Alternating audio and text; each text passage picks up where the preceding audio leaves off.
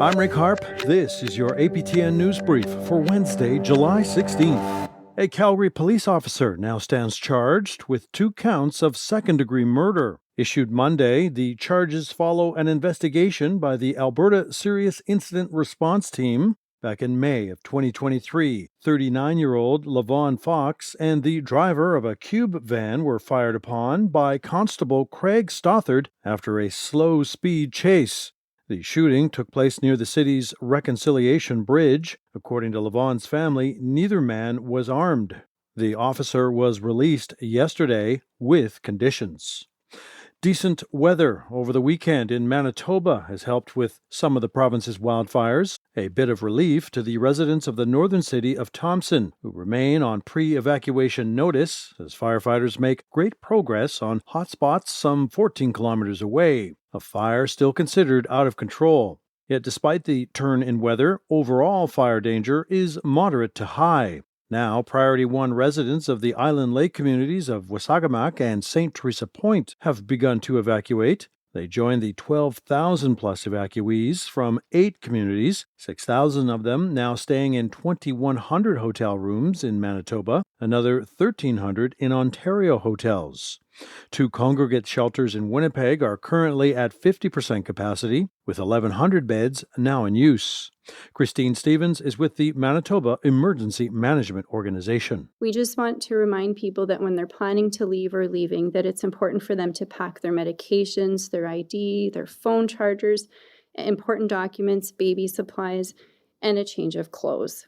If you're asked to leave, we ask that you also don't delay. And once you've left, we also ask that you please don't go back until local authorities do indicate that it's safe for you. If you're driving out of a community that's evacuating, it's important that you stick to the routes directed by a local authority and not deviate to back roads or shortcuts. We want to make sure people leaving communities remain safe.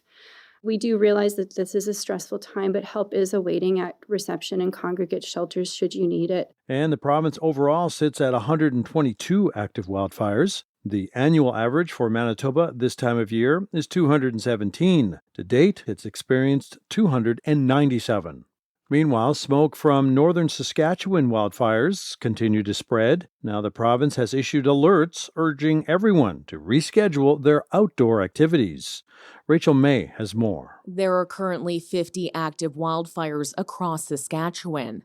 9 communities remain evacuated, including Canoe Lake, Jans Bay, Montreal Lake Cree Nation, Beauval, Pine House, Isle La Crosse, La Plonge, Pachinak, and English River First Nation. With a fire just 40 kilometers from Waskesiu, next door to the Little Red River First Nation, Parks Canada issued a pre-emergency alert, warning of poor air quality and low visibility. People with lung conditions, young children, and the elderly were advised to leave the area temporarily. Air quality warnings are in place for 95 areas, including much of southwest Saskatchewan, the Battlefords, and Green Lake.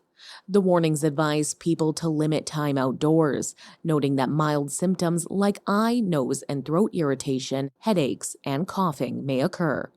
Rachel May, APTN National News, Saskatoon.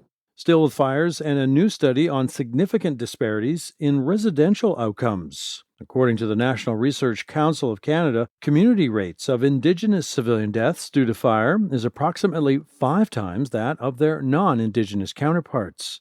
Arnold Lazar is interim CEO with the Indigenous Fire Marshal Service. Once again, it tells us what we knew, that Indigenous deaths were much more common than in mainstream, mainly that it's in remote communities with less functioning fire services, coupled with non-working smoke detectors. So when we look at the recommendations, the first thing is we got to do a better job at fire prevention, which is the highlighting of smoke alarms in homes. And that becomes an education process with the occupants.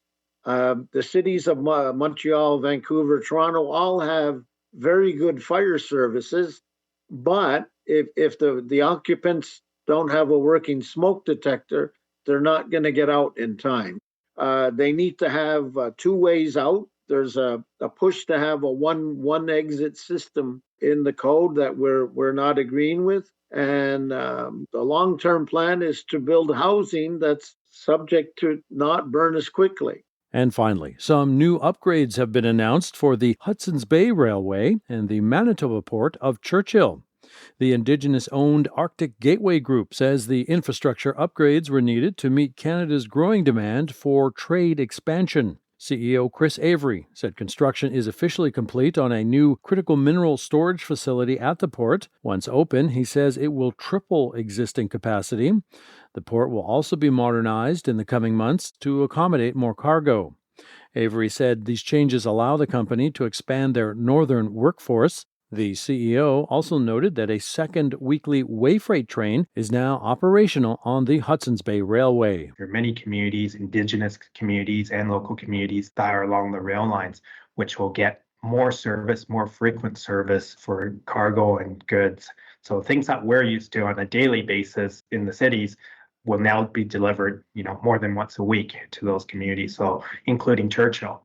And that's your APTN News Brief for Wednesday, July 16th. I'm Rick Harp.